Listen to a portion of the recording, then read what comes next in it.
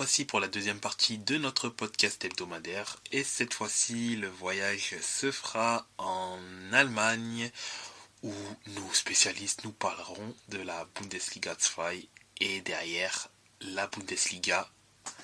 D'ailleurs, c'est la semaine avant le gros match qui sera entre le Bayern. Qui va jouer le titre, qui va probablement se faire jouer le titre. C'est ça exactement, entre le Bayern et le Bayer Leverkusen. Mais pour ce faire, on est à une semaine de ce match-là. Donc, nos spécialistes, dites-nous, que s'est-il passé en Allemagne cette semaine ?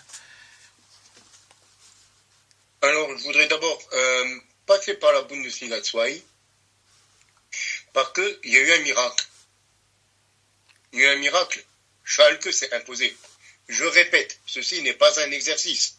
Schalke s'est imposé 1-0 face à Braunschweig, qui est avant-dernier, mais on est sur la 7e victoire de la saison de Schalke. Schalke a 23 points.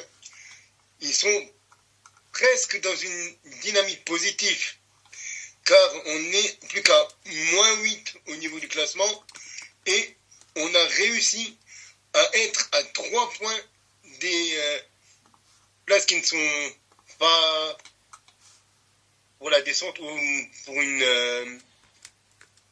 un barrage. Donc Schalke a réussi à gagner sur un but 1-0, sur une petite victoire 1-0, le but de Kenan Karaman. Mais autrement, il n'y a pas grand-chose à dire sur cette victoire de Schalke. Enfin une victoire, on respire du côté des Königsblauen, mais c'est encore très très très compliqué du côté de Gelsenkirchen. Par contre, dans les autres matchs, on a eu du bon et du moins bon. On a eu notamment un match St. Pauli, encore une fois, St. Pauli est toujours encore leader et St. Pauli est toujours encore invaincu.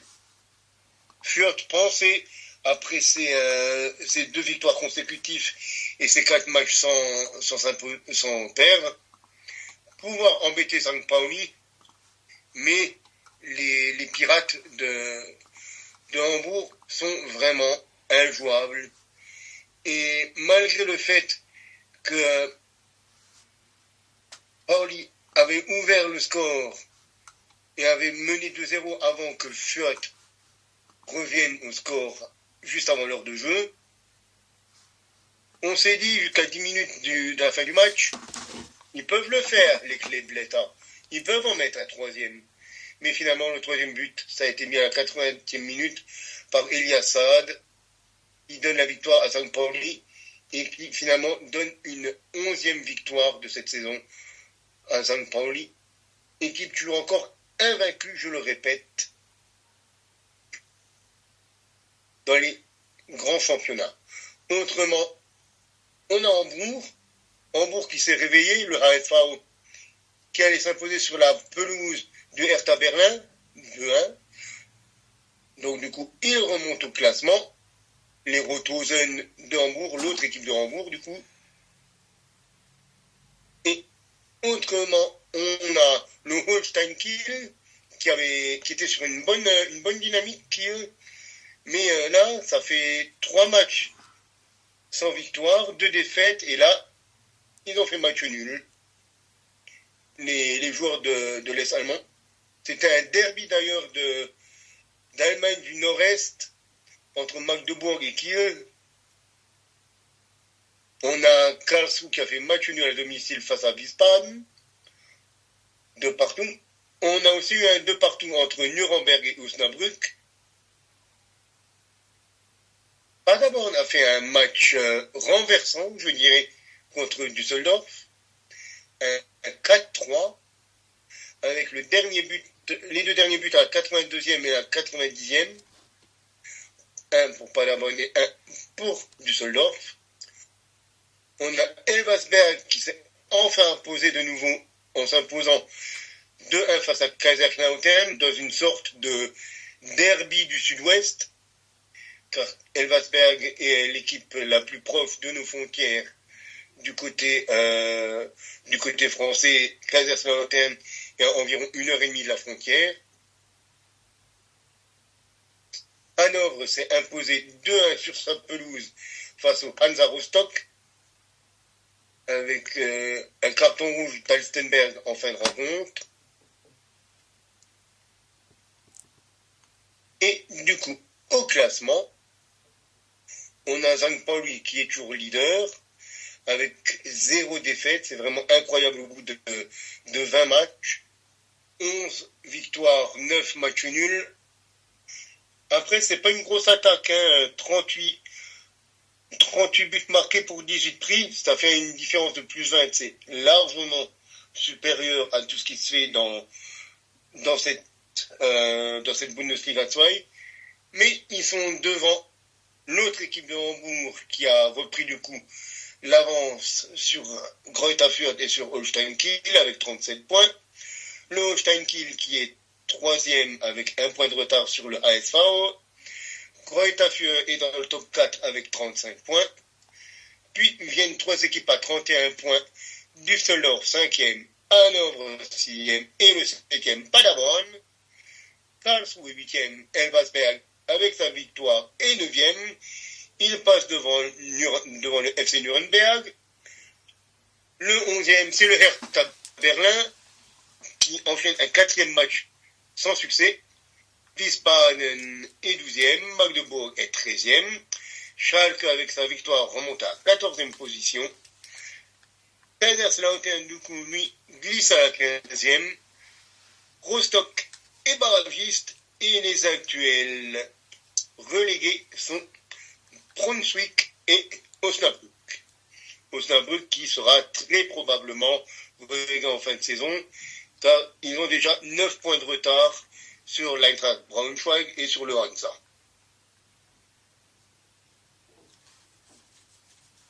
Mais maintenant, voyons voir ce qui s'est passé du côté de la Bundesliga 1.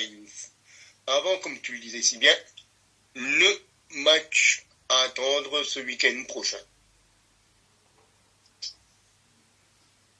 Alexis, je vais d'abord débriefer donner les résultats des matchs qui ne concernaient pas grand monde, avant de te laisser la parole si ça te convient. Très bien, très bien. Il y a eu un 0-0 entre Heidenheim et Dortmund. Très mauvaise opération pour le BVB. Il y a eu un partout entre Bochum et Augsburg. Il y a eu un 3-1 entre Fribourg et Stuttgart. Stuttgart qui allait s'imposer 3-1 à l'Europa Park Stadion. Cologne s'est imposé à domicile 2-0 face à l'Eintracht. Wolfsburg a fait match nul contre Hoffenheim 2 partout à domicile. Et le RB Leipzig s'est imposé 2-0 face à Union Berlin. Je vais te laisser la main pour ce qu'a fait Mayence contre le Werder avant de détailler encore un petit peu ce qu'a fait Darmstadt contre Leverkusen et le Bayern Munich qui recevait Mönchengladbach. Eh bien, moi pour en parler, ça va être très rapide et contrairement à toi, Mayence ont encore perdu. Hein, donc voilà, ça devient très très très compliqué. Ils recevaient le Werder samedi. Un but encaissé dès la 2e minute, comme au match aller où on avait pris un but à la 3e minute. Et puis comme la semaine dernière, c'est un but encaissé un peu, comment dire, où tu vois que finalement il n'y a rien qui va parce que c'est Anthony Cassi qui dégage dans Vandenberg et l'attaquant du Werder qui en profite pour la récupérer, pour marquer. Et puis derrière, le Werder s'en sort avec un seul tir cadré sur ce match et c'est ce but à la 2e minute. Et puis derrière, il n'y a plus rien de leur part. Et de la part de Mayence, je regardais les stats là vite fait, il y a eu 23 tirs de leur côté, ce qui est déjà quand même beaucoup, mais seulement 5 tirs cadrés. Alors, 5 tirs cadrés, tu peux pas faire grand-chose sur 23 tirs au but. Tout tenté, c'est pas rentré, ça commence à devenir inquiétant. Alors, la seule issue positive à ce match, c'est c'est le match de Nadia Amiri qui est arrivé en toute fin de mercato et de Jessica Ngankam aussi qui est arrivé de Francfort qui ont apporté en plus Amiri qui a apporté de bonnes choses au 11 de départ, mais ça devient très compliqué, surtout que devant Mayence, Cologne a gagné, les autres devant Cologne et Mayence ont aussi gagné, ça commence à s'éloigner. Heureusement, on rejoue mercredi face à Berlin, et là ça sera victoire obligatoire pour encore espérer. Malheureusement, si un tout autre résultat qu'une victoire, ça sera compliqué de se maintenir. Maintenant, j'ai aussi le souvenir de ce qui s'était passé lors de l'arrivée de Bo Svensson en 2021, où il s'était sauvé alors que le club avait 6 points à la trêve. Ils avaient obtenu 32 points sur la phase retour pour se sauver. On peut se dire qu'il peut y avoir ce genre de truc, mais comme je dis, ce genre de truc normalement ça t'arrive qu'une fois dans la vie, donc voilà. Beaucoup de déceptions après ce match, pas grand chose d'autre à rajouter. C'est comme je disais, heureusement qu'on rejoue mercredi face à Berlin qui est pas mieux classé que nous. Donc voilà, c'est très compliqué, surtout que là il y a Berlin qui arrive, dimanche il y a un petit déplacement à Stuttgart et dans 15 jours il y a un autre petit déplacement sur la pelouse de Leverkusen, donc autant dire qu'il faut prendre des points déjà dès mercredi, et sur la réception d'Augsbourg dans une dizaine de jours, parce que sinon, mais malheureusement, ça sera la relégation en deuxième division. Voilà, ça risque de sentir le sapin et ça risque de sentir la relégation en deuxième division. Donc voilà, ce que j'avais à peu près à dire sur cette rencontre. Sur les performances de Mayence, ou les contre-performances. Les contre-performances plutôt. Une victoire depuis le début de la saison, c'est indigne, quoi. Donc voilà, c'est bref. Sinon, il y avait nos deux échappés seuls, un petit peu, on va dire, dans le haut de classement. Un qui jouait contre le Sportverein Darmstadt et l'autre qui recevrait justement l'adversaire de la semaine dernière de Leverkusen, le Borussia Mönchengladbach, cher à notre ami Jeff. Alors, comment vous dire en première période, quand on a entendu du côté de l'Allianz Arena que Leverkusen menait à Darmstadt alors que Nico Elvedi venait d'ouvrir le score pour Gladbach, ça a un petit peu sifflé du côté de l'Allianz Arena de Munich. On va commencer par le Bayern, qui, comme je viens de le dire, s'est fait peur. Ils se sont fait peur, les Bavarois, parce que Gladbach a vraiment été bon sur, on va dire, 60 minutes. Ils ont réussi vraiment à faire douter énormément le Bayern. Les Fohlen de Gerardo Seoane, qui aurait bien voulu jouer un sale coup une deuxième fois, lui l'ancien coach de Leverkusen justement. Mais après le but de Nico Elvedi pour Gladbach à la 35e, c'est le jeune Alexander Pavlovic, une des nouvelles pépites, encore une fois, du Bayern, qui a égalisé juste avant la mi-temps, à quelques secondes vraiment de la fin du temps réglementaire. Et après, le Bayern, à l'usure, comme souvent, s'est imposé à la 70e par Harry Kane, à la 86e par Matthijs de Ligt.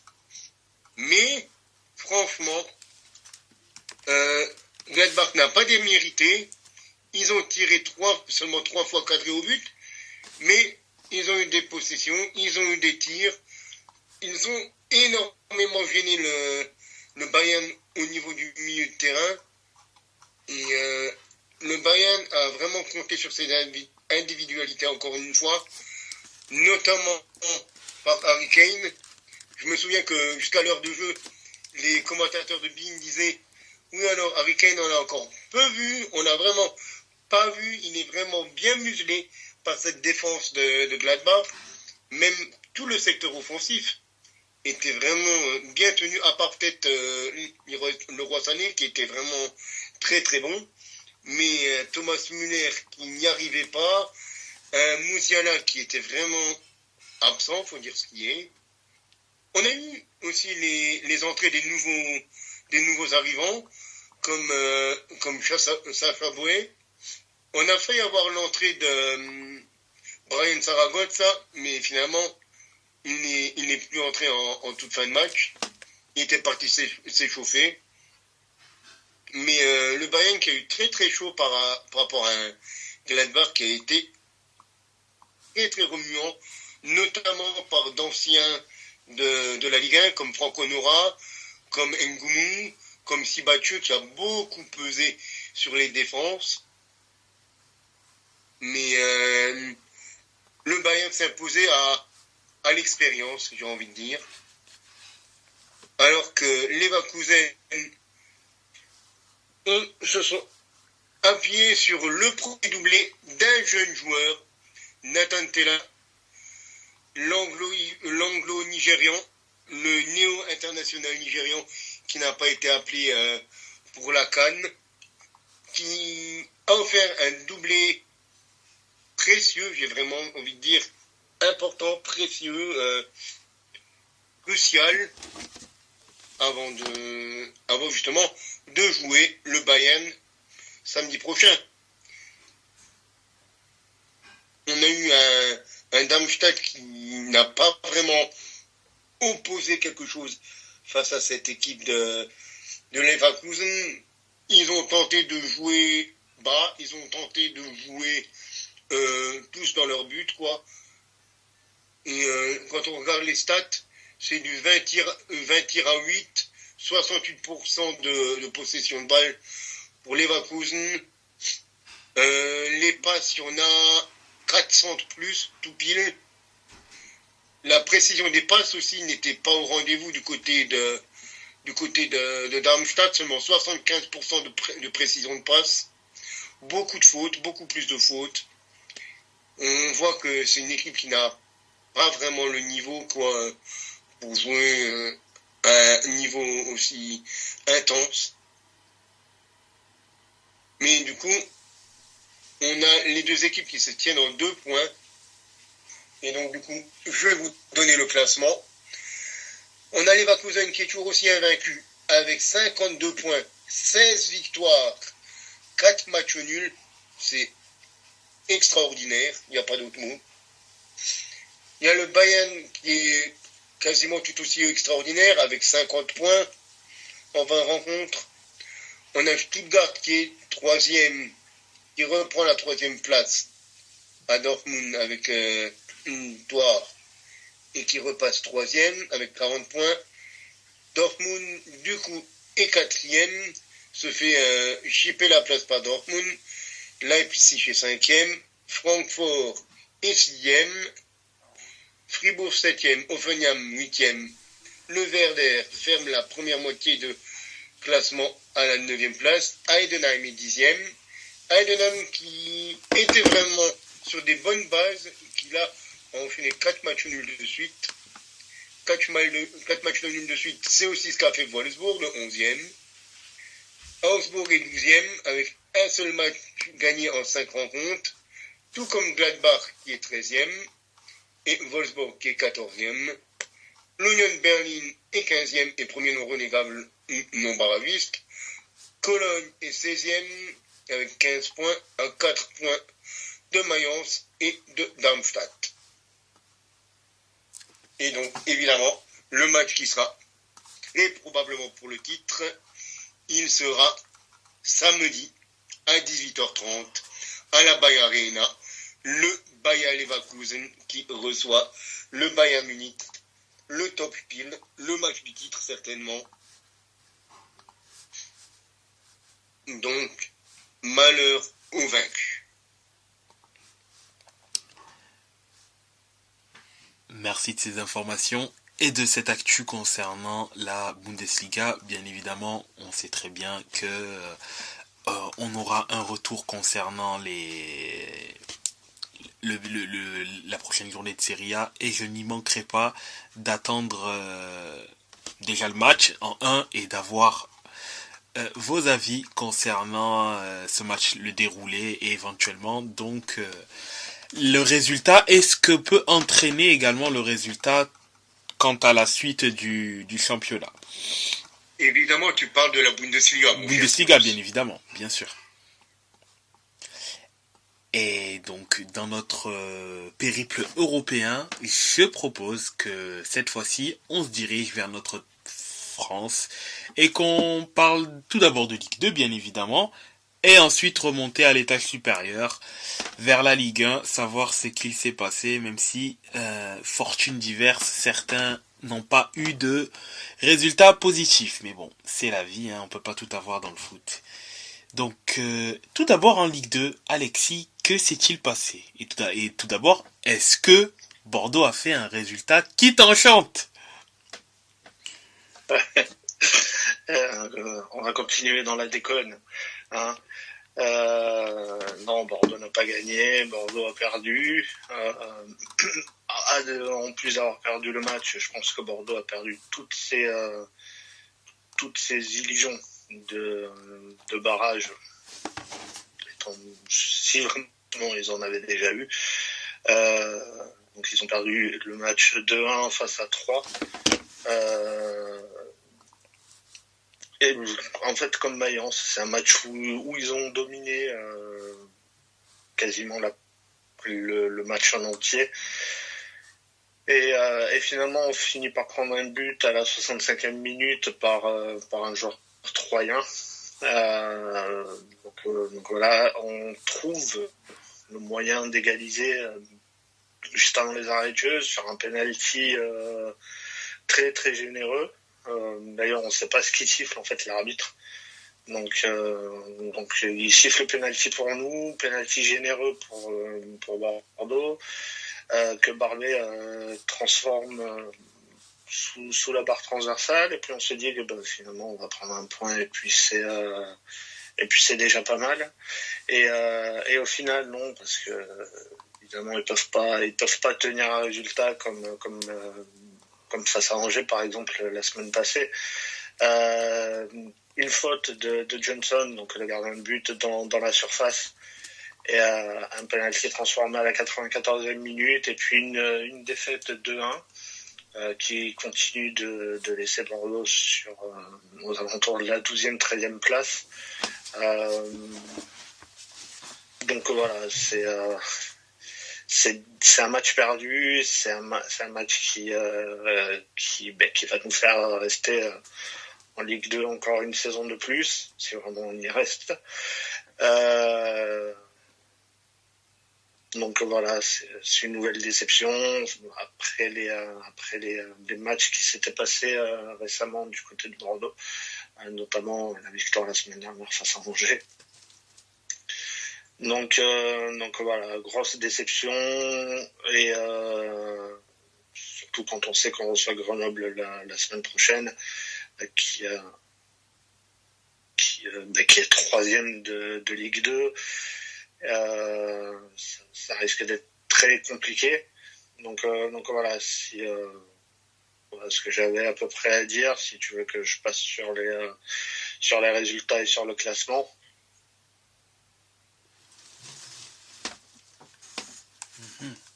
Oui. Non. Non, tu veux pas que je passe sur les résultats et le classement? Ah oui, si, excusez-moi, j'étais sur autre chose. J'étais dans mes pensées, mais oui, évidemment que... Donc la journée qui s'ouvrait avec Dunkerque, du coup même c'est au niveau des résultats, c'est un peu comme ce qui s'est passé la semaine dernière. Les relégables qui se rebiffent un peu. De toute façon, on va le voir à travers les résultats et le classement. Avec Dunkerque qui voit donc la journée samedi, qui s'est imposé 1-0 face à Saint-Etienne. Angers qui a battu Rodez 2-1. Concarneau qui a battu Valenciennes 1-0. Annecy qui est allé s'imposer à Guingamp et qui fait partie déjà des résultats surprenants de cette journée. Victoire donc d'Annecy 4-1. Grenoble qui a battu Caen 5-1. Quevilly, relégable, qui est allé s'imposer sur la pelouse de Laval 4-2. Amiens et le PFC qui ont fait match nul un partout. Et le Pau et Auxerre qui ont également fait match nul de partout. À noter dans ce match une très très grosse erreur d'arbitrage. La sortie du gardien palois hors de la surface de réparation qui fait une main. Ni l'arbitre de touche ni l'arbitre central ne voit la main. Et au final, ni carton jaune, ni carton rouge, ni coup franc pour les Auxerrois. Donc les Auxerrois qui ont eu beau protester et qui finalement s'en sortent avec ce point. Et ce soir, il y a eu le derby corse entre Bastia et Ajaccio. La victoire de Bastia 1-0. Et au niveau du classement, ce qui donne qu'on a un nouveau leader, c'est Angers avec 46 points. Deuxième, c'est Auxerre avec 44 points. Troisième, Grenoble, 40 points. Quatrième, Laval avec 39 points. Cinquième, Amiens avec 35 points. Sixième, Pau, Caen et Ajaccio avec 33 points. Neuvième, Guingamp, le PFC et Saint-Etienne avec 32 points. 12e, Rodez, 31 points. 13e, Bordeaux avec 28 points comme Concarneau 14e. 15e, Troyes avec 27 points. 16e, Bastia avec 26 points. Et derrière, ça commence un peu à revenir. On a 17e et 18e, Annecy et Dunkerque avec 23 points. Quevilly qui est 19e avec 21 points. Et dernier, c'est Valenciennes avec 14 points. Ça devient très compliqué pour Valenciennes. Et la semaine prochaine, on aura le choc de la Ligue 2. Non, ce n'est pas Bordeaux, c'est Auxerre qui recevra Angers, donc le leader. Auxerre deuxième et Angers qui est leader. À 19h, on aura Valenciennes-Laval, Bordeaux-Grenoble, Quevilly-Bastia, Caen, Amiens. Le duel des PFC avec le Paris FC qui recevra le Pau FC. Rodez Dunkerque, Annecy Concarneau, Ajaccio Guingamp et la journée qui se terminera lundi soir avec Saint-Etienne qui recevra Troyes. Merci des informations concernant la Ligue 2. Bon, c'est dommage que Bordeaux n'ait pas pu capitaliser sur sa belle victoire, du moins lors de sa dernière rencontre contre Angers, surtout qu'elle avait évolué à 10 contre 11. Mais bon, c'est fortune diverse, hein. Parfois parfois les résultats nous sourient, parfois non. Cette fois-ci, on va pouvoir monter à l'étage supérieur en Ligue 1, où je pense que personne ici ne semble être content des résultats de son équipe, d'où le fait que j'ai dit personne. Donc même si on va parler du résultat de Marseille, mais un petit mot sur le match de Metz contre Lorient, qui était entre parenthèses l'un des matchs de la peur, du moins, puisque elle oppose deux équipes sur le papier qui étaient... Enfin, Metz n'était sur le papier pas relégable à l'issue de cette journée-là. Enfin, avant cette journée-là, c'était Lyon qui était à sa place, mais bon, elle était au même nombre de points, donc on va dire entre deux relégables à ce niveau-là. À ce niveau-là, oui. Il n'y a pas grand-chose à dire, à part que Metz a fait directement jouer sa nouvelle recrue, une nouvelle recrue qui est un ancien joueur quand même, mine de rien, le petit Camerounais Didier Lamkelze, qui a été titularisé dès le départ, dès son arrivée, sur le côté gauche de l'attaque. On avait évidemment Mr. George qui était devant avec ceux qui étaient revenus de la CAM, Lamine Camara et Van Kerkhoff. C'est Lorient qui a ouvert le score à la 19e minute. On n'a pas attendu longtemps avec Metz pour égaliser, justement grâce à Lam Kelze, à la 22e minute, qui marque son premier but pour ses retrouvailles avec le maillot grenat. Et on a cru à la mi-temps, on a cru même en début de seconde période que Metz pouvait faire quelque chose, Metz pouvait se relancer. Mais finalement, non, apparemment, on n'a pas le droit d'espérer du côté de Metz. Et c'est un joueur grec qui est venu nous crucifier, nous embaumer. Katseris, qui est venu marquer juste avant l'heure de jeu. Et que dire de cette faible prestation de Metz. Les matchs se suivent et ne se ressemblent pas, à part pour le résultat, le nombre de points qu'on ne prend pas. Pourtant, on a eu des occasions. 10 tirs, 3 cadrés. Ça veut dire qu'on a tiré 3 fois au but quand même. Pour cadrer, on en a mis un. Bon, il y avait un Mvogo qui était pas mauvais de l'autre côté. Mais eux, ils ont tiré 4 fois au but, ils en ont mis 2 dedans. C'était, comme tu l'as dit, un match de la peur que Metz aurait dû gagner. Mais non, on ne gagne pas. Et comme tu l'as dit, on se retrouve le bec dans l'eau. On se retrouve le bec dans l'eau et on échange nos places avec Lyon, au final. J'en vois beaucoup sur les réseaux dire que c'est la fin du cycle avec Bologna. T'en penses quoi? Je pense que de toute façon, Bologna ne sera pas là longtemps. C'est quand même un coach d'une ancienne génération, il faut dire ce qui est. C'est un coach qui a quand même 70 balais. Et il était bon à la rigueur dans les années 2000. Mais ouais, il nous a donné ce qu'il pouvait nous donner. Mais bon, c'est un coach qui a fait ce qu'il pouvait avec ce qu'on lui a donné là à Metz, c'est-à-dire pas grand-chose. Il a gagné quelques matchs, il a fait quelques matchs nuls. Il a actuellement, depuis son arrivée à Metz, 1,5 point par match. Sur 62 matchs. Bon, c'est correct, quoi, quand tu joues à Metz. C'est la moyenne. Après, le problème qu'il y a, c'est que c'est surtout 8 matchs sans victoire. C'est pu arriver depuis les années 50 ou 60 du côté de Metz. Ouais, j'avais vu passer ce chiffre-là aussi. Même les années où on faisait pire qu'à l'Avignon, on n'a pas eu ça du coup. Bon si quand on était dernière à l'Avignon, on n'a pas réussi à faire d'aussi mauvaises séries que ça, que dire à part qu'on attend un retour en deuxième div. J'espère pas.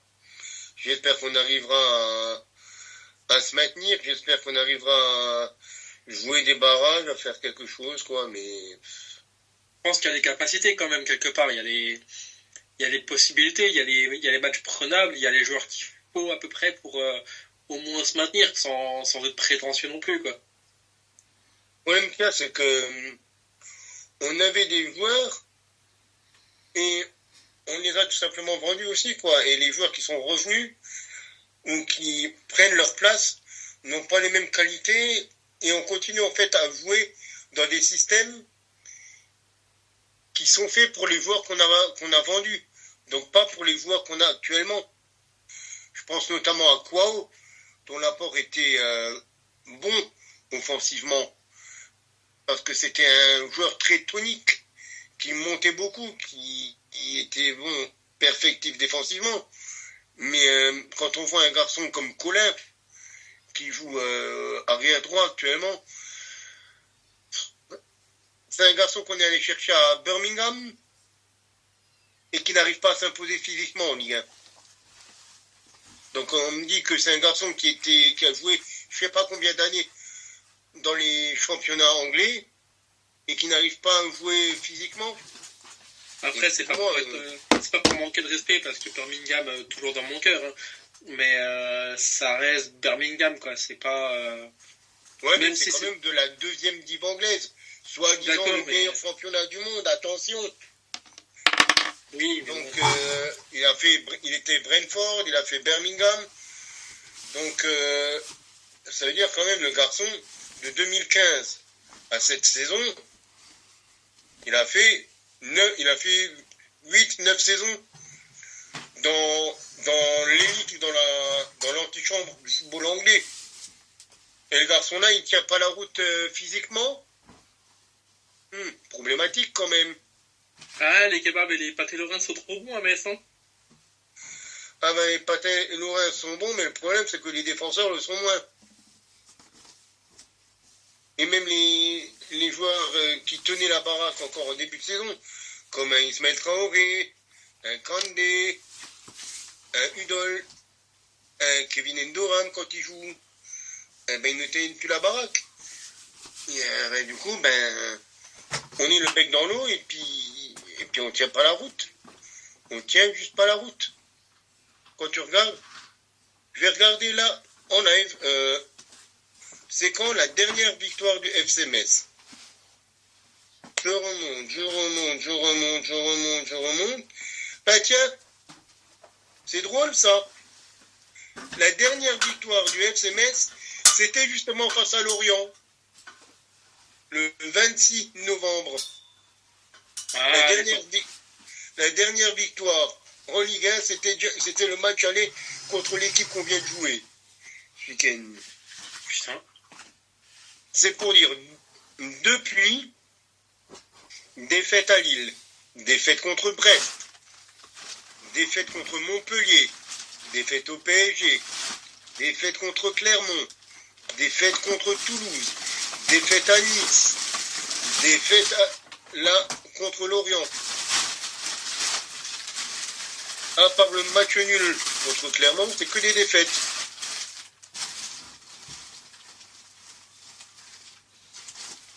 Donc, ouais, non, c'est...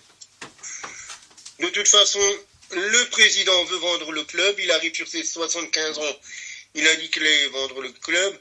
À qui? Je ne sais pas. Pour faire quoi? Je ne sais pas non plus. On verra bien. Advienne que pourra. Ils le vendent, c'est une bonne chose. Il est vrai qu'il a 75 ans et on se plaint de Bernard Serin depuis une éternité déjà. J'ai l'impression qu'on se plaint de lui depuis une cinquantaine d'années, alors que ça fait pas 50 ans qu'il est avec le club. Mais qu'ils le vendent, ok, mais qu'ils le vendent à quelqu'un qui investira un minimum et qui aura surtout une philosophie à long terme, ce qu'on reproche beaucoup à Metz de nos jours.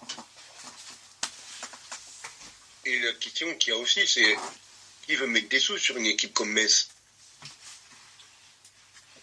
Bah, actuellement, okay, Metz... on a une histoire, mais on n'a pas de présent. Moi, je verrais bien quelqu'un... le seul type de... Comment dire, le seul profil que je verrais investir dans le club, bah, c'est quelqu'un d'ici. Un ancien joueur ou une ancienne personnalité, une personnalité publique de Moselle, tout simplement. Ah oui. Et tu vas me dire qui? Cindy Sander ou Sin? Cindy Sander, c'était qui, elle? Papillon de lumière. Oh mon dieu. Et qui le deuxième? Ou Sin, le mec de la Starac, le chanteur de la Starac. Non, je pensais à quelqu'un qui était plus au milieu, plus au fait au niveau du sport, je pensais pas forcément à eux. Ou Sin, je l'avais oublié d'ailleurs. Robert Pires. Franchement. Son fameux retour, ça serait ça son fameux retour qui nous promet depuis 98. Lui ou Castelnutt, franchement, ce serait pas déconnant. Mais Castelnutt, il est déjà dans les affaires. Il est déjà dans les affaires à Metz. s'il voulait revenir, ça ferait que longtemps qu'il serait de retour, le capitaine Sylvain. Mais il ne sera pas là. Le seul qui est revenu, c'est Gaillot pour faire recruteur, avec le grand talent qu'on lui connaît. À notre ancien arrière-gauche. Donc, actuellement, il n'y a personne en Moselle qui a les reins assez solides pour reprendre un club comme le FC Metz. Donc, à moins d'un intervenant étranger, ça sera une vente à quelqu'un comme... justement, là, Alexis nous disait un investisseur du Sud-Ouest. J'ai dit investisseur, j'ai pas dit arnaqueur. Pitié, pas lui. Je préfère encore Serein. Ouais. Au moins, nous, on sait ce qu'on a. C'est Voilà. pas grand-chose. Ouais, mais au moins, on se stabilise entre la Ligue 1 et la Ligue 2. Ah, mais de toute façon, on est une équipe de Ligue 1 et demie, ça, je l'ai toujours dit. Bien sûr. Moi, je dis il faudrait faire une Europa Conference League, mais des championnats, en fait. Comme ça, on aurait une Ligue 1 et demie qu'on prendrait les Allemands, les Espagnols, les Italiens, et on ferait un championnat avec Mayence, avec Metz, avec Union Berlin, avec les Bari, les équipes comme ça, avec Nancy, les Valladolid, les Almeria, les machins comme ça. Et on ferait des équipes de Ligue 1 et demie comme ça. Ça serait toutes des équipes qui sont trop fortes pour être en Ligue 2 de leur équipe et pas assez bonnes pour la Ligue 1. On prendra encore quelques équipes anglaises, là, les Sheffield, les Burnley, les machins comme ça. Bah, les Luton Town, par exemple, qui est une belle équipe en plus, mais Oui. il n'y avait pas des résultats si dégueulasses que ça. Ça resterait... Le truc avec Luton, c'est qu'ils n'ont pas l'habitude de faire l'ascenseur. Je parle des équipes qui font tout le temps Ligue 1, Ligue 2, Ligue 1, Ligue 2. Oui. C'est leur première saison dans l'élite anglaise. Donc c'est pour ça que je parle des équipes qui ont l'habitude de faire l'ascenseur entre les divisions. Ah oui, d'accord. Pour faire justement cette Ligue 1 et demie où ils se stabiliseraient.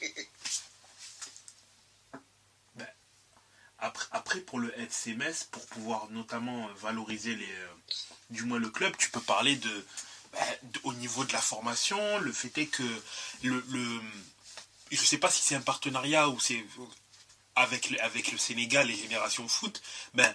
On peut parler chiffres, on peut parler de choses factuelles. Combien de joueurs aujourd'hui passés par cette académie-là sont en sélection nationale du Sénégal? T'as au moins 6. Non. On a 5 ou 6. Ouais, c'est ça. Pendant la CAN, l'un des derniers matchs, justement.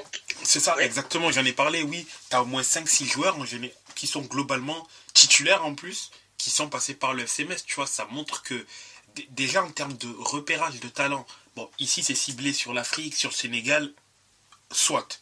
Mais en termes de joueurs qui sont partis, qui ont fait Génération Foot, Metz, et qui ont réussi à être transférés à l'étranger et à faire de bonnes choses à l'étranger, des exemples, il y en a. Ce qui veut dire que... Il y en a quelques-uns quand même, oui. Il y en Parce a quand que même. À les vendre, il n'y a pas de problème. C'est les garder le problème. Oui, c'est ça. Après, le problème, c'est qu'ils les vendent, c'est pas un problème, mais le problème, c'est de les vendre trop tôt. Ils te les vendent au bout de 6 mois. Au lieu de les garder 2-3 ans pour vraiment les faire mûrir. Parce que les Sadio Mané, les Koulibaly, les Isma Sarr, les Pape Matar Sarr, ils sont là, on les a eus. Et Habib Diallo, c'est un mec qui est passé chez nous aussi.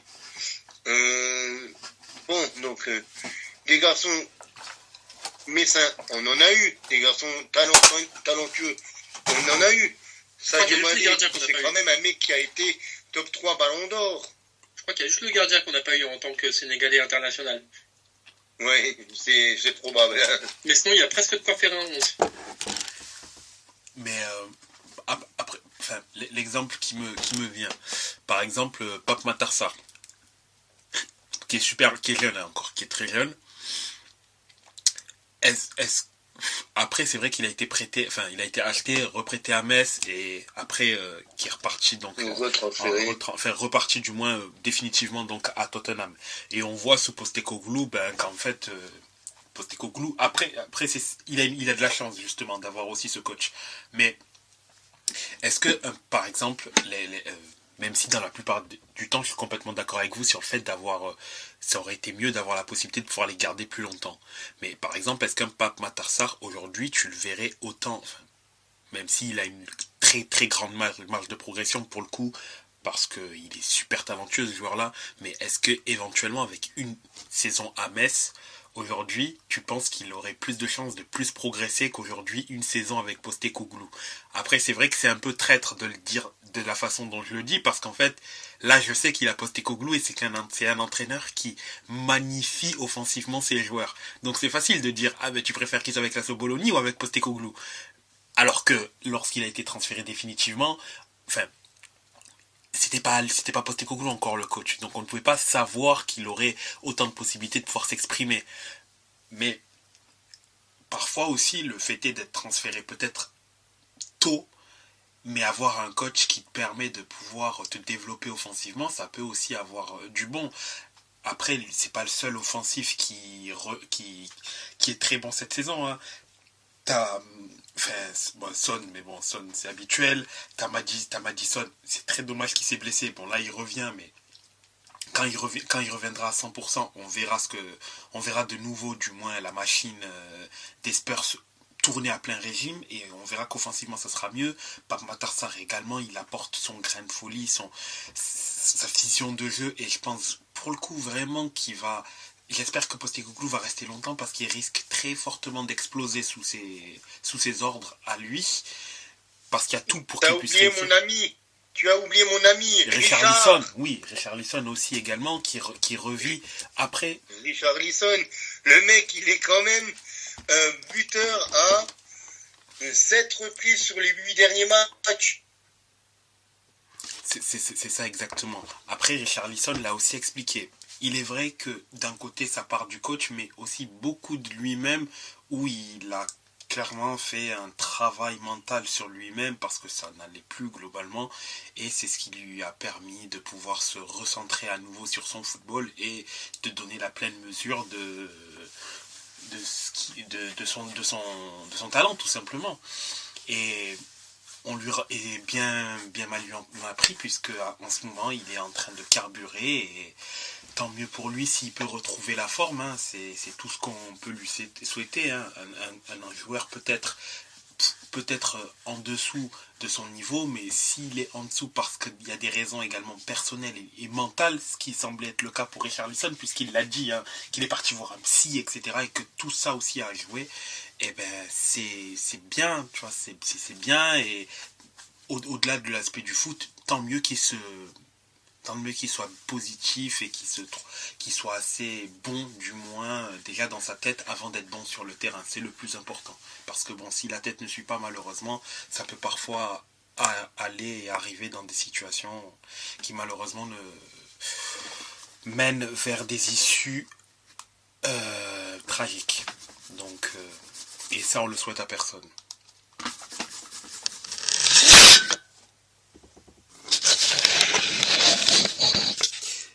Et oui. Et bien sûr, dans cette journée de Ligue 1, parce que bon, une digression a été faite, mais bon, vous avez l'habitude, hein, c'est pas la première fois ni la dernière fois que parfois on s'éloigne un peu du sujet principal. Donc ici au niveau de la Ligue 1, au-delà, c'est vrai, de l'aspect un peu spécial de Metz qui est un peu entre les deux, il y a quand même eu d'autres matchs, hein, en Ligue 1 sur cette journée, notamment l'Olympico, bien évidemment, qui a tourné donc à l'avantage de Lyon. Pour le coup, c'est une victoire complètement méritée de Lyon, avec une meilleure maîtrise du match, un Lyon qui est plus fringant, plus précis, qui avait un plus grand compte, qui certes n'avait pas la possession, mais qui dégageait une maîtrise plus grande que les Olympiens. Et vraiment sur ce match-là, la déception vient du fait que j'avais l'impression que c'était un OM sans solution, un OM amorphe, d'ailleurs qui ne cadre qu'un tir durant ce match-là, pour dire. Mais c'était un OM sans solution et je pense sincèrement que là, bien que sur comment ça s'appelle, j'ai un trou de mémoire. Oui, sur Longoria, je comprends certaines choses qu'il effectue, mais mine de rien, depuis son intronisation à l'OM, c'est plus de 120 mouvements de joueurs, que ce soit entrée, sortie, retour de prêt, etc. Ce qui est quand même assez grand et assez volumineux.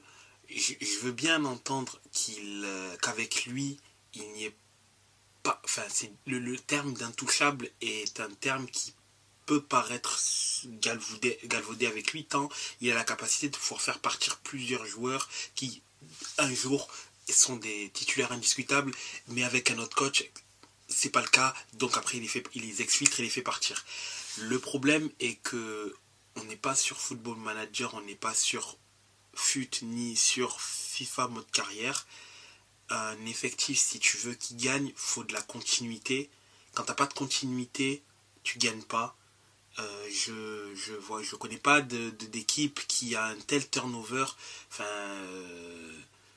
je ne connais pas d'équipe qui peut avoir un tel turnover comme l'OM a eu ces dernières années et peut avoir des résultats positifs sur ce même laps de temps-là. Je n'ai pas spécialement d'exemple d'équipe en tête comme cela. Et je ne crois même pas qu'il y en ait. Changer peut-être 3-4 titulaires quasi chaque saison depuis plusieurs années, enfin, tu vas rien, enfin, c'est... Je sais pas ce que tu cherches à construire en ayant cette stratégie-là, mais certainement pas de créer une équipe qui est capable de pouvoir gagner des titres. Je ne parle pas de rivaliser, parce que rivaliser, tu peux être dans les premières places, mais qu'est-ce que tu as éventuellement gagné à avoir viré aussi vite Sampaoli, avoir viré Sampaoli, avoir fait en sorte que Tudor parte. Enfin, le gap, la balance positive-négative, je ne la trouve personnellement pas, et je comprends pas en fait je comprends pas le but de la politique de Longoria au final, puisque le but c'est de montrer que tu es capable de jouer à l'équilibriste, à vouloir un jour prendre pouvoir pallier à toutes les éventualités de tes coachs, changer de coach je ne sais combien de fois, parce que un il est trop dur, l'autre il est trop doux, l'autre il est ci, l'autre il est ça, et derrière tu crées une instabilité permanente que ce soit l'effectif ou même au niveau du coach, et je vois pas en quoi c'est positif de faire cela, et je vois pas ce qu'il y a de... Qu'est-ce que tu gagnes à faire ça? Après, écoute, c'est lui qui a les manettes. Certains l'apprécient, certains aiment son travail. Moi, je suis très sceptique sur cette façon de faire. Je trouve pas que ça te permettra de pouvoir gagner des titres, du moins.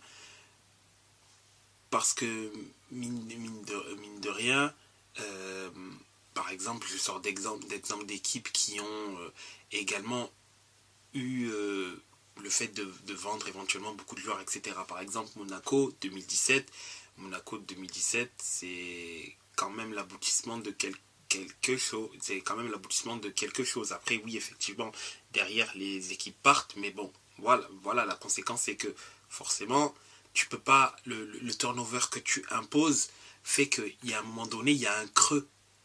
Et ce creux-là, il peut difficilement être remplacé. Et cela fait que toute la stratégie, en fait, elle se crache. Et le pire, c'est que l'OM, contrairement à ce que faisait par exemple Monaco, c'est pas une équipe qui vend bien.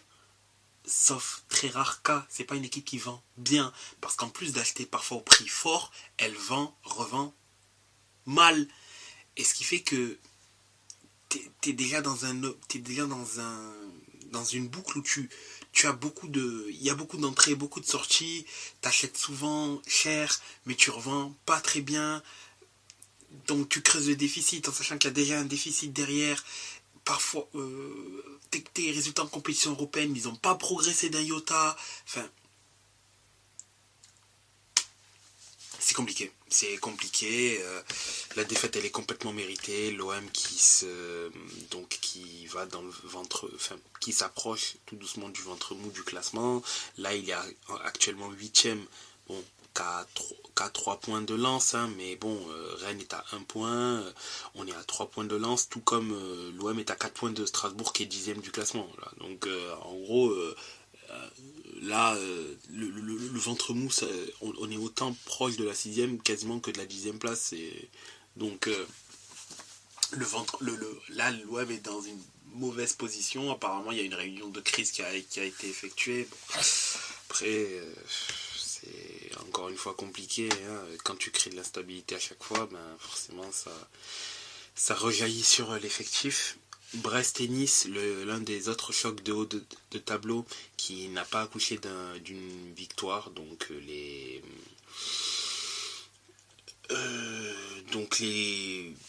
deux équipes, bon, n'étant pas spécialement connues pour leur velléité offensive, hein, bon, cette fois-ci nous ont bien montré un match solide de part et d'autre. Toulouse qui gagne également contre Reims. Toulouse qui se rattrape bien après sa défaite contre Lens. Petit par contre, Reims qui reste sur un 3e match d'affilée sans victoire après sa défaite en Coupe de France contre Sochaux et son match nul contre Nantes. Donc Reims qui malheureusement sort de la zone des Européens, Lens qui est donc devant eux avec 2 points de plus. Lens qui d'ailleurs au passage a joué donc plus tôt et a gagné son match difficilement contre Nantes, mais a assuré l'essentiel en gagnant contre Lens. Rennes qui est toujours qui va bien mieux du moins ces dernières semaines et donc a gagné contre Montpellier. Leur opération remontée se passe pour le mieux. Rennes n'est qu'à 1 point de l'OM aujourd'hui, donc pour eux ça va mieux. C'est pas toujours c'est toujours pas dans les objectifs fixés par le club, mais l'équipe va mieux, continue les résultats positifs, donc pour eux cela va. Ensuite le PSG qui a gagné difficilement contre Strasbourg, une victoire courte mais pas spécialement très rassurante au vu du prochain match qui arrive très bientôt contre la Sociedad. Quand je dis prochain match, ce n'est pas le prochain match qui arrive, hein, c'est le 14, hein, c'est bien sûr le jour de la Saint-Valentin. Le PSG nous a habitués, hein, à jouer le 14 février et jouer tout début mars son retour, mais du moins c'est pas rassurant à 12 jours du moins du match contre la Sociedad. C'est un petit PSG qui gagne contre Strasbourg. Monaco qui fait d'ailleurs j'ai quand même pas précisé, Mbappé qui est buteur, qui est encore une fois buteur, plus que jamais meilleur buteur du championnat, avec 20 buts en 19 matchs. Il est sur les traces d'ailleurs d'un illustre buteur, Josip Skoblar, goléador des années 70, excusez-moi, goléador des années 70 à l'OM notamment. Et donc il est sur ces traces statistiques là. Monaco qui fait la mauvaise opération de la journée en faisant match nul 1-1 contre le Havre. Donc Lille passe devant Monaco et manque l'occasion de pouvoir passer Brest qui a également fait match nul. Metz qui a donc perdu contre Lorient, Lille qui a gagné 4-0 contre Clermont, donc Lille qui passe devant Monaco, ce qui donne au classement le PSG, Nice, Brest, Lille, Monaco, Lens pour les 6 premières places, Reims, Marseille, Rennes, Strasbourg, Le Havre, Toulouse, Montpellier, Nantes, Lyon, et Metz premier relégable, Lorient et Clermont pour fermer la marche. Et nous reviendrons dans quelques instants pour débriefer donc l'Angleterre et l'Espagne. D'ailleurs, en Espagne, il y a eu donc la 23e journée de championnat. Donc, au niveau des matchs, l'Athletic Bilbao, dont je fais toujours l'erreur, malheureusement, désolé mes supporters de l'Athletic, donc a fait un très beau résultat en écrasant Mallorca 4-0 avec un doublé de l'ancien parisien Monsieur Youri Berchiche. Valence qui assure l'essentiel en gagnant contre Almeria, Grenade qui fait match nul contre Las Palmas, Barcelone qui gagne difficilement contre Alaves 3-1 avec un but et surtout une exclusion un peu bête de Victor Roque qui venait d'entrer en jeu, qui a mis un but et qui a pris deux cartons jaunes. Gérone qui malheureusement a fait un match nul contre la Real Sociedad, heureusement pour eux que le Real de Madrid sur le gong a fait match nul, a malheureusement fait match nul contre l'Atlético Madrid 1-1, ce qui permet de ne pas perdre trop de terrain. Villarreal qui a fait match nul contre Cadiz 0-0. Celta Vigo a gagné contre Osasuna 3-0. Le Rayo Vallecano qui a perdu contre le FC Séville. Et le Betis, eux, qui font match nul contre Getafe. Grâce au match nul sur le gong que l'Atlético Madrid a pris à Madrid. Gérone n'est qu'à 2 points du Real de Madrid. Donc le Barça, donc le Real 58 points, Gérone 56 points, le Barcelone 3e avec 50 points, 4e l'Atlético avec 48 points, 5e l'Athletic Bilbao avec 45 points, la Real Sociedad qui est quand même bien décroché avec 37 points à 8 points de la zone Europa League. Ensuite Valence, le Betis, Las Palmas, Getafe, Alaves, Osasuna, Rayo Vallecano, Villarreal, Séville, Celta Vigo, Mallorca, Cadiz, Grenade et Almeria. Attention, car du 15e au 17e, ils ont tous 3 20 points. Cadiz n'est qu'à 3 points de la 15e place virtuellement. En Angleterre, il y a également eu un match aujourd'hui, du moins qui est Manchester City contre Brentford. Mais au-delà de ça, il y a eu le gros, dont City a gagné 3-1 après avoir été mené au score en tout début de match. Arsenal qui gagne contre Liverpool, le gros match de la semaine, donc 3-1, avec d'ailleurs un but complètement... Calamity Jamesesque de la part de Martinelli qui profite d'une énorme erreur d'Alisson qui est sorti, on ne sait d'ailleurs pourquoi, tout en sachant que il n'y avait aucun danger puisque Van Dijk contrôlait la balle, il a marqué le but du 2-1.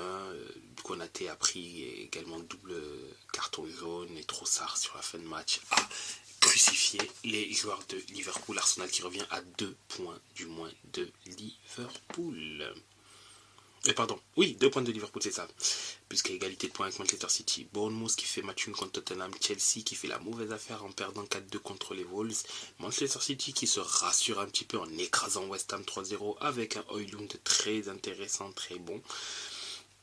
D'ailleurs, et un Garnacho qui enchaîne les bonnes performances, mine de rien, ces derniers temps, là qui est récompensé par un doublé, mais Højlund, 4e match d'affilée où il marque un but, ça va mieux pour lui. Il a peut-être trouvé sa carburation, c'est bien, c'est positif pour lui qu'il continue ainsi. Sheffield qui se fait rétamer par Aston Villa toujours aussi séduisant, Aston Villa qui menait déjà 4-0 à la mi-temps, c'était déjà clairement plié et réglé. Brighton qui écrase Crystal Palace 4-1. Et Burnley qui fait match nul contre Fulham, Newcastle qui fait un énorme match nul 4-4 contre Luton tout en ayant été mené 4-2 à la 62e minute. Il y avait 2-2 à la mi-temps, bien évidemment, donc doublé d'ailleurs de Longstaff. Mais Donc Luton n'a pas lâché, Luton menait jusqu'à 4-2, mais il s'est fait rattraper. Donc à un quart d'heure de la fin, Newcastle a pu faire en 10 minutes, entre la 60e et la 73e minute, Newcastle a pu faire le nécessaire pour faire match nul 4-4 et Everton a fait match nul à Tottenham. Malgré le doublé de Richarlison, Everton qui a chopé le match nul sur le gong sur un but de Braithwaite. Au classement, ça donne Liverpool avec 51 points, Manchester City, Arsenal avec 49 points, Aston Villa avec 46 points, 4e, 5e Tottenham avec 44 points, 6e Manchester United un peu décroché avec déjà 6 points de retard avec Tottenham avec 38 points, West Ham 7e avec 36 points, Brighton 8e avec 35, 9e Newcastle avec 33, les Wolves, Chelsea, Bournemouth, Fulham, Crystal Palace, Brentford, Nottingham, Luton, premier non relégable, Everton, Burnley et Sheffield. Les 3 ferment la marche. N'oublions pas d'ailleurs qu'Everton a 10 points en moins. Sinon, elle serait 12e au classement. Suite à l'infraction suite à une infraction au règlement de la FA, elle a pris 10 points de pénalité. Et donc, au niveau de la CAN, pour terminer cette 35e épisode, donc oui, le Nigeria s'est qualifié en ayant maîtrisé l'Angola, mais s'impose par la plus petite des marques, 1-0. Le Congo, qui suite à un magnifique match contre la Guinée, se qualifie en gagnant 3-1 avec un très beau but d'Mbemba qui était malheureusement responsable du penalty marqué par Bayo et un but exceptionnel de Masuaku sur coup franc, un coup franc djouminesque d'ailleurs au passage. Bijou de Masuaku. Également, donc, dans le samedi, donc le Cap-Vert qui se fait éliminer par l'Afrique du Sud suite à une séance de pénalty extraordinaire où le gardien de l'Afrique du Sud arrête 4 pénaltys sur 5. Rowan Williams, qui est d'ailleurs dans la légende, puisque aucun gardien n'avait arrêté 4 pénaltys sur une séance de 4 pénaltys, que ce soit que ce soit à l'Euro, en Coupe América ou en Coupe du Monde, ça n'était jamais arrivé. C'est la première fois que ça arrive qu'il y ait 4 pénaltys arrêtés, même si le gardien du Cap-Vert n'a pas été n'a pas du moins été sans relâche, puisqu'il y a eu 2 pénaltys manqués également de la part de l'Afrique du Sud. Et la Côte d'Ivoire, en infériorité numérique, menée au score, a réussi à sortir des tranchées d'une part ses entrants, Diakité, Adingra qui marquera le but de l'égalisation à la 90e, et Diakité qui était rentré à la 73e marquera le but qui scellera la qualification des éléphants contre le Mali. Le Mali qui était dans une supériorité numérique depuis la 43e minute, qui menait également un but à la 71e minute, qui s'est fait punir à la 90e, à la 120e. Scénario cruel pour les Aigles du Mali. Mais la Côte d'Ivoire a cette année quelque chose qu'on ne saurait expliquer. Ils sont sortis, ils venaient des tranchées, on les voyait déjà tous morts après la débâcle contre la Guinée équatoriale. Là aujourd'hui ils sont en demi-finale de CAN, demi-finale contre le Congo, demi-finale explosive, demi-finale de rêve pour cette CAN là, et on verra ce que cela va donner. Ce sera en cours de semaine, bien évidemment, ce sera débriefé dans le Yes Weekend numéro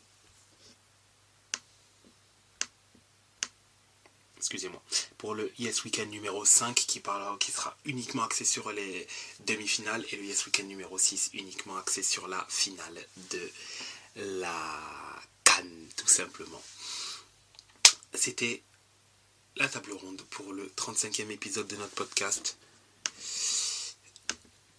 Nous vous souhaitons de consommer encore et toujours du foot passionnément, à la folie, mais toujours avec modération. C'était la table ronde pour le 35e épisode. See you next time. Peace.